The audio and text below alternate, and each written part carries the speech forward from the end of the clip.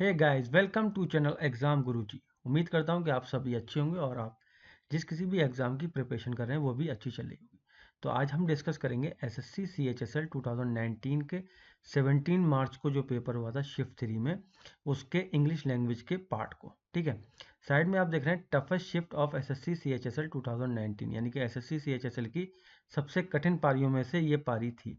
ठीक है, अगर ये सर्वे अगर हम देखें जो रेमोस सर ने कराया था 11,205 सैंपल के साथ, तो 17 मार्च और थर्ड शिफ्ट में 31.34 मार्क्स एवरेज आए थे, यानी कि तीसरी सबसे टफेस्ट शिफ्ट थी ये। बाकी 21 अक्टूबर सेकंड शिफ्ट में सबसे कम मार्क्स हैं 28.84 मार्क्स। दूसरा सेम 17 मार्च को सेकंड शिफ्ट में हुआ था, वो सेकंड नंबर पे 31.18 पे। ठीक, तो मेरी सभी से रिक्वेस्ट है जो भी एसएससी सीएचएसएल 2020 के एस्पायरेंट है वो वीडियो को एंड तक ज़रूर देखें। वीडियो अच्छी लगे तो वीडियो को प्लीज़ लाइक करें और ज़्यादा से ज़्यादा शेयर करें ताकि ज़्यादा से ज़्यादा लोग इसका फ़ायदा उठा सकें। चलिए फिर स्टार्ट करते हैं आज का सेशन, यानी कि CHSL 2019 17 मार्च शिफ्ट 3। ठीक, तो गाइस फर्स्ट क्वेश्चन है आज की वीडियो का, जो कि ईडियम और फ्रेजेस से है। A place where wild animals live. Option है हमारे पास केज, केनल, हच और लेह। तो आंसर जो होगा वो इसका ऑप्शन नंबर डी यानी कि लेह होगा। क्यों होगा?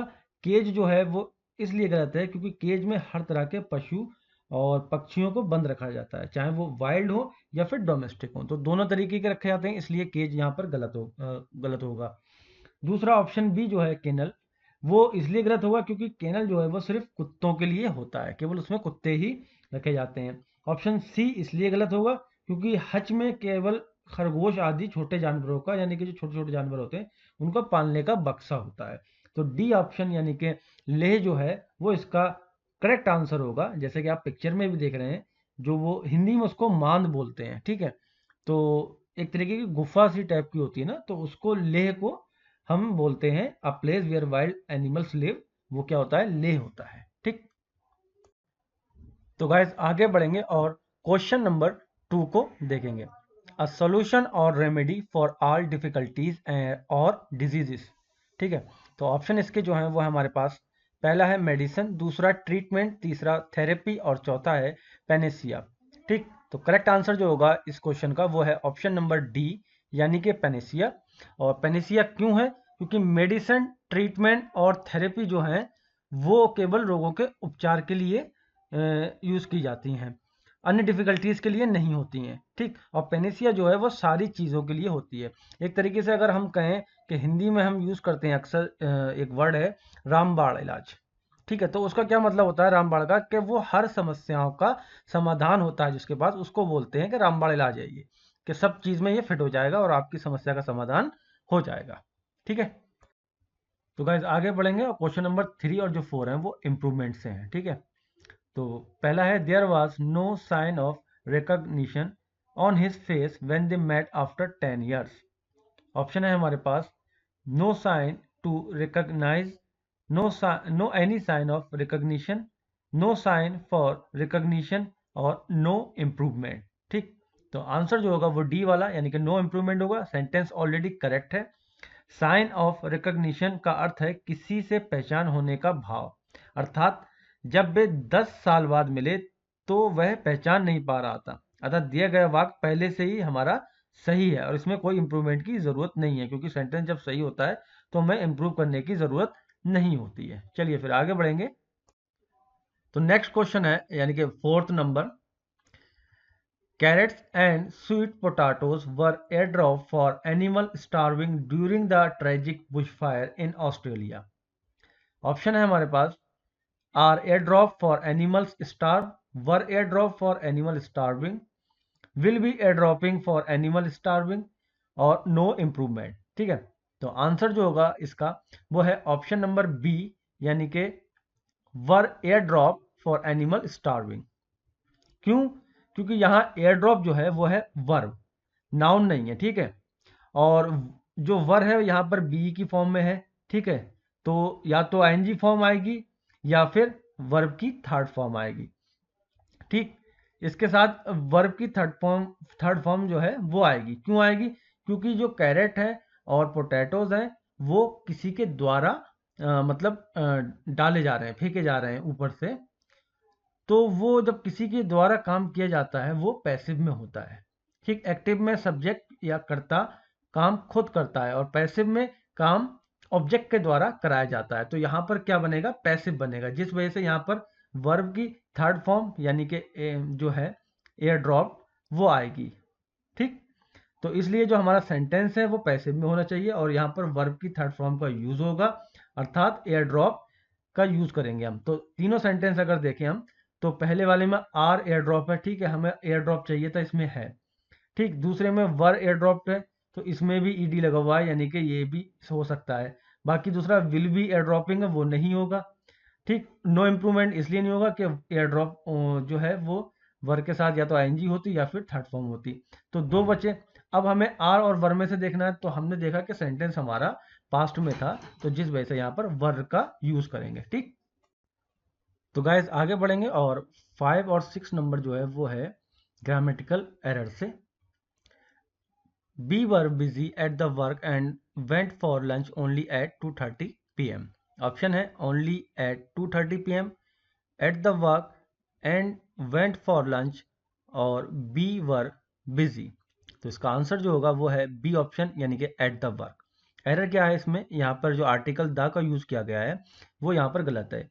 उसके स्थान पर हम करेंगे एट वर्क, द को हटा देंगे। एट वर्क का मतलब होता है वह स्थान जहां कोई काम करता है। ठीक है, तो यहां पर जो एरर है वो द की थी। अगला क्वेश्चन नंबर 6 जो है, no matter what that the mother did the baby didn't stop crying.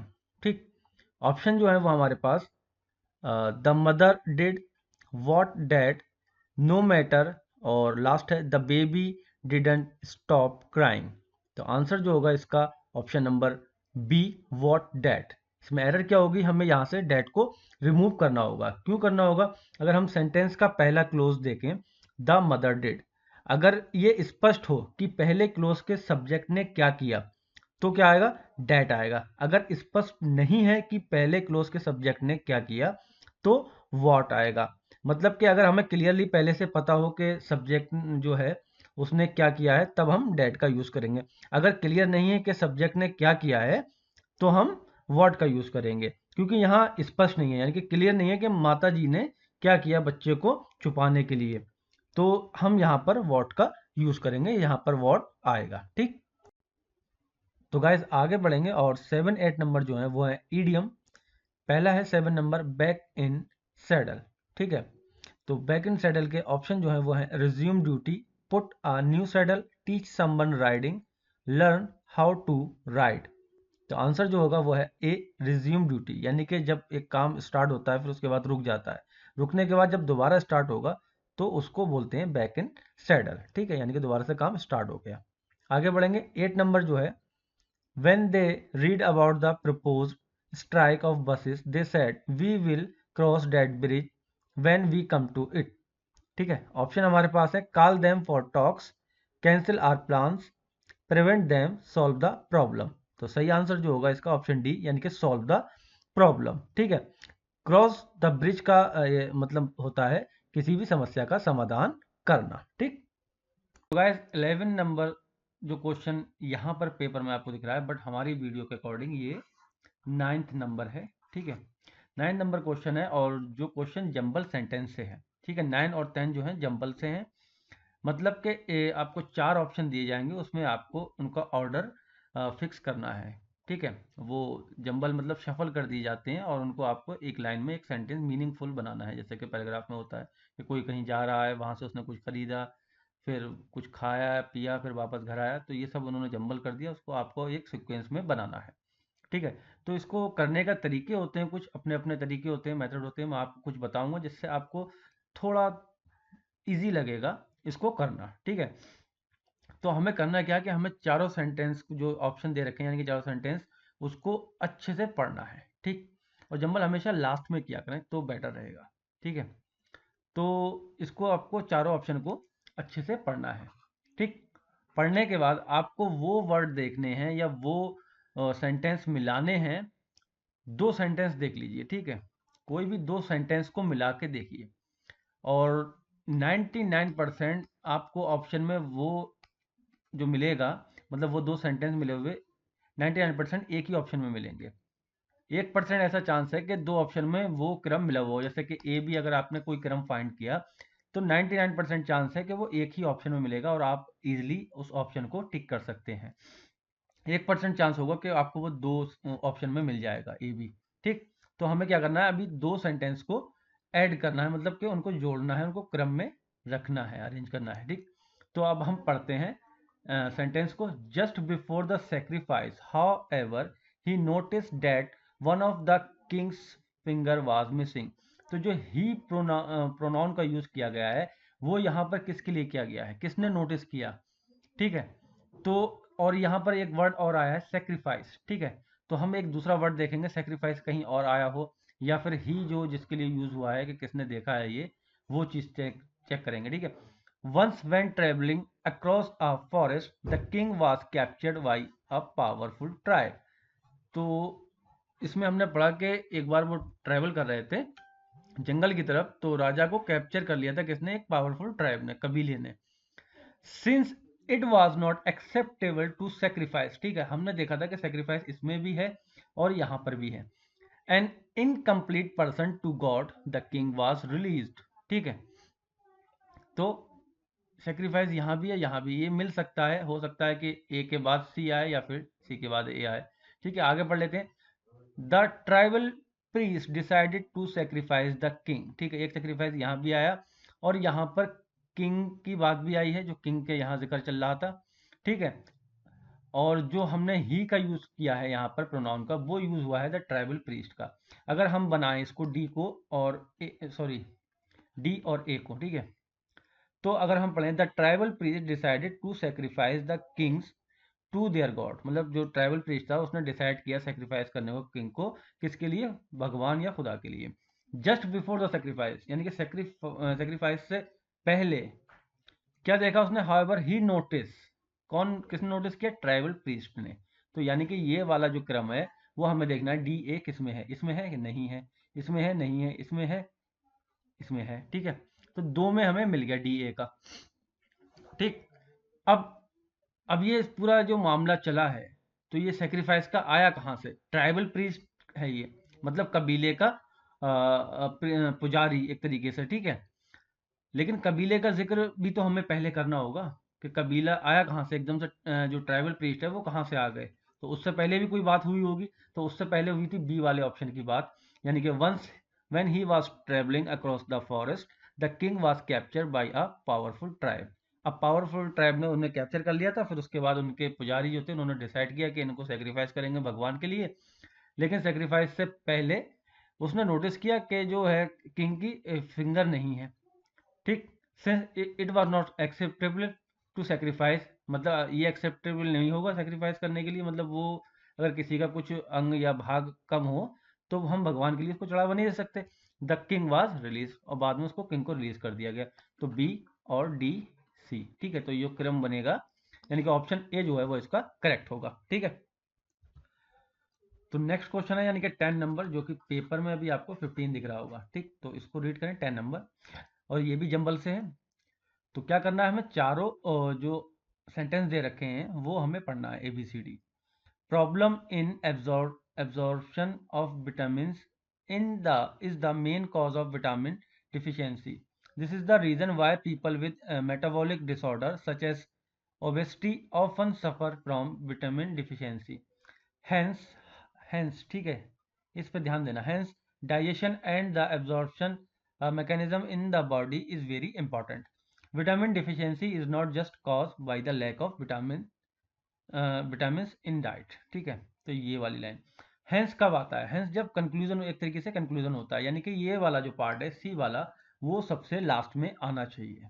ठीक है, मतलब कोई बात आपने कह दी, उसको समझाया आपने किसी को, देन लास्ट में आप बोलते हैं कि हैंस। ठीक है, तो ये वाला पार्ट केवल और केवल सी वाले ऑप्शन में है, तो हम ये भी लगा सकते हैं। ठीक है, इसके अलावा हम कुछ और भी मैच करें तो देखेंगे हम, vitamin deficiency is not just cause by a lack of vitamin in the diet. ठीक है, यहाँ पर क्या बोला है उसने कि विटामिन की जो डिफिशियंसी है वो लैक ऑफ विटामिन जो डाइट में होते हैं उसकी वजह से नहीं होती है, ठीक है, एक तरीके से। तो इससे हमें ये पता लग रहा है कि मतलब डाइट ही इसका कारण नहीं है, इसके कारण और भी हैं, यानी कि किसी और चीज़ों से भी विटामिन डिफिशियंसी होती है, ठीक। और पी वाला जो सेंटेंस है, अगर उसमें हम देखें कि विटामिन डिफिशियंसी का मुख्य कारण जो है वो डाइट में विटामिन होते हुए भी इनको डाइट से प्राप्त करने की समस्या है, ठीक है। जैसे कि problem in absorption of vitamin is the main cause of vitamin deficiency, ठीक। तो डी और ए हमारा मैच कर रहा है यहाँ से। हमें यह भी पता है कि सी लास्ट में आएगा, ठीक। तो दो तो हमारे यहाँ मैच हो रहे हैं, डी और ए। तो डी ए अगर हम किसी और में देखें तो इसमें हो रहा है, लेकिन ये लास्ट में आ रहा है, बट ये स्टार्टिंग में होना चाहिए था। और ये जो बी वाला पार्ट है इसमें लिखा है दिस इज द रीजन। तो क्या रीजन, ये हमें तो पता ही नहीं है कि रीजन किसकी बात चल रही है। कि हम अगर हम ऐसे ना बोल ऐसे कैसे बोल सकते हैं this is the reason why people, but किस रीजन की बात चल रही है। पहले वो रीजन तो बताया जाएगा कि भाई ये बात है, इस वजह से मैं ये नहीं कर पा रहा हूँ, ये इस वजह से मैं ये नहीं खा पा रहा हूँ। पहले आप रीजन बताएंगे, फिर आप बोलेंगे ना कि दिस इज द रीजन, ठीक। तो ये वाला पार्ट तो हमारा बाद में आना ही आना है, ठीक। तो ये आएगा डी ए बी सी। यहाँ से अगर हम पढ़ें तो vitamin deficiency is not just cause by lack of vitamin in the diet. और आगे पढ़ेंगे problems in absorption of vitamin is the main cause of vitamin deficiency. फिर बोलेंगे this is the reason why people with metabolic disorder such as obesity often suffer from vitamin deficiency.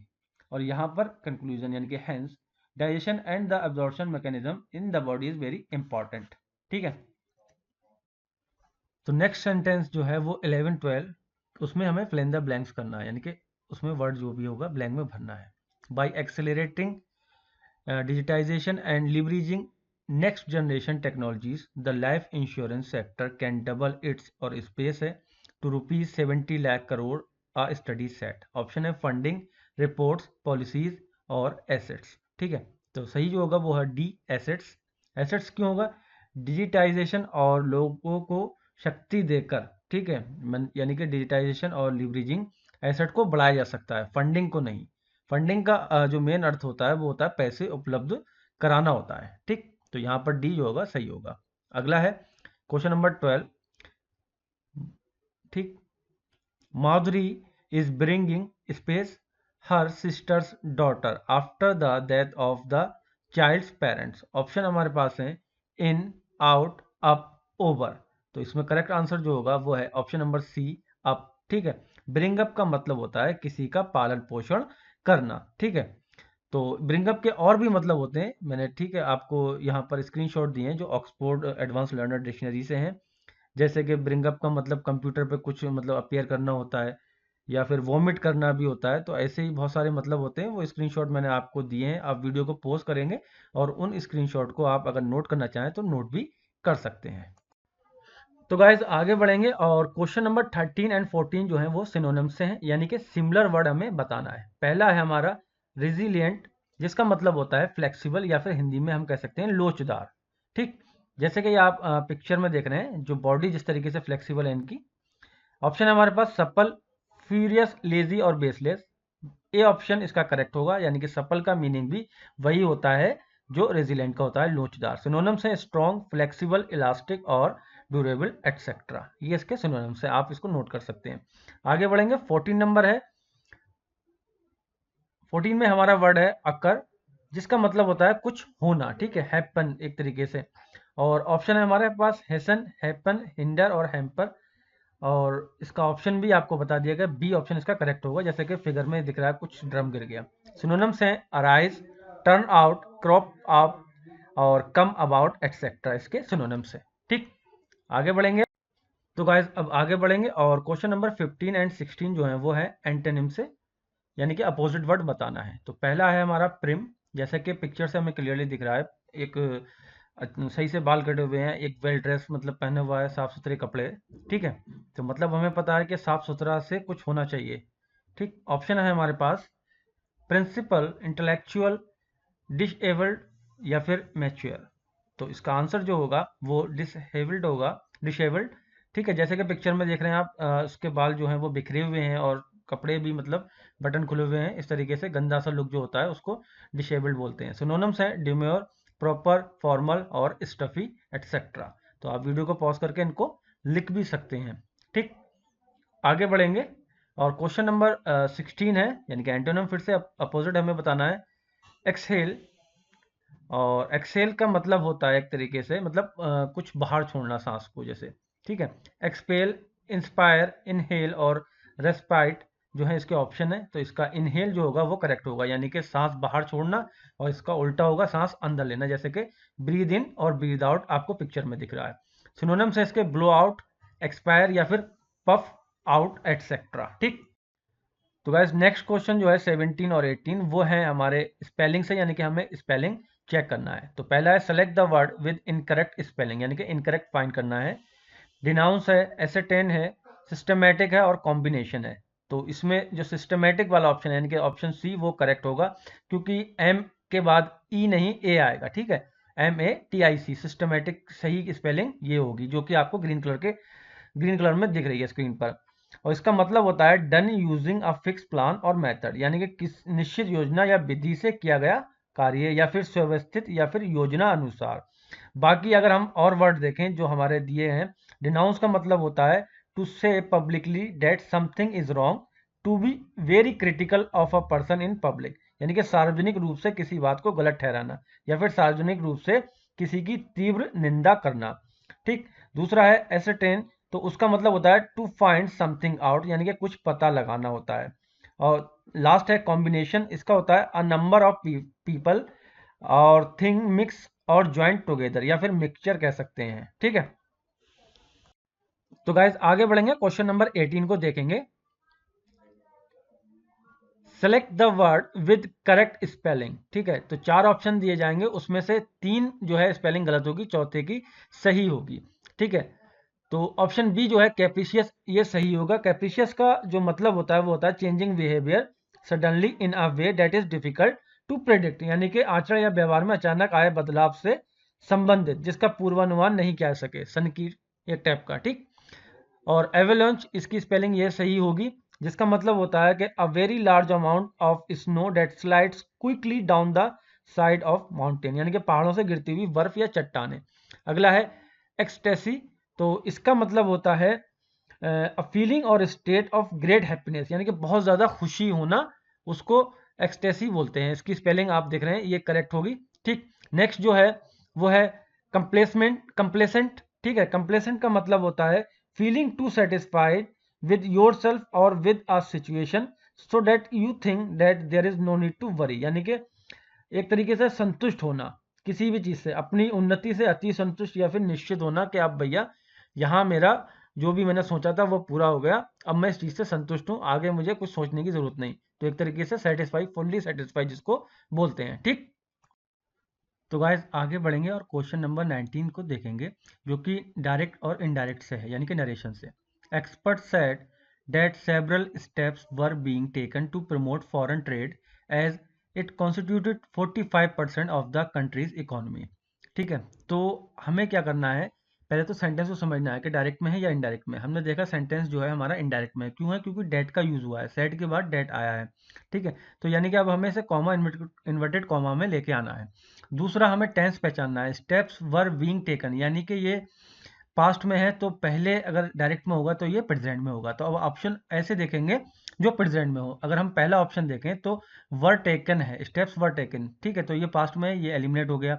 दूसरा है steps should be taken, ये यहाँ पर modal verb का use किया गया है, तो यहाँ पर ये एलिमिनेट हो गया। अगर डी ऑप्शन देखें हैड बीन टेकन आया है, यानी कि ये भी पास्ट में है, तो ये भी नहीं होगा इसका, क्योंकि ये भी पास्ट में है, तो ये एलिमिनेट हो गया।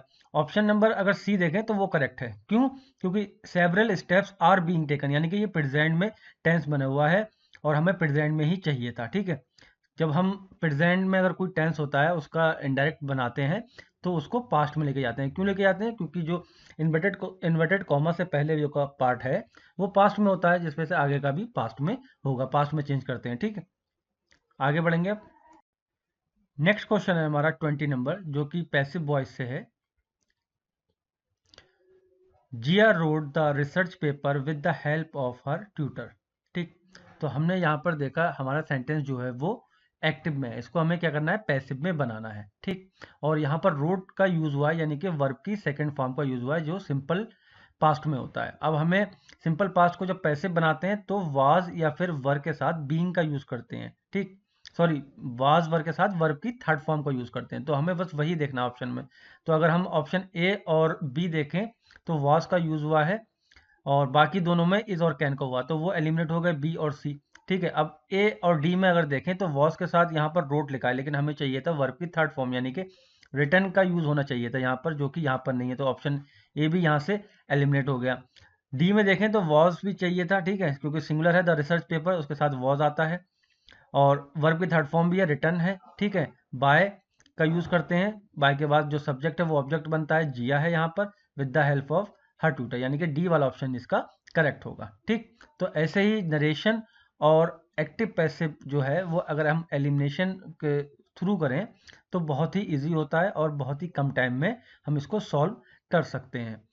अगर आप और भी वीडियो देखना चाहते हैं जो एलिमिनेशन मेथड पे मैंने बनाई है एक्टिव पैसिव और नरेशन पे, तो आप प्लेलिस्ट में जाके वहाँ से उसको एक्सेस कर सकते हैं। नरेशन के नाम से भी प्लेलिस्ट है और एक्टिव पैसिव के नाम से भी, या फिर नीचे डिस्क्रिप्शन में लिंक दिया गया होगा, वहाँ से भी आप इसको एक्सेस कर सकते हैं।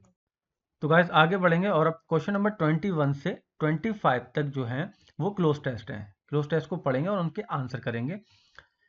Valley of Flowers National Park, an Indian national park located in North Chamoli in the state of Uttarakhand, is known for its meadows of endemic alpine flower and variety of flora.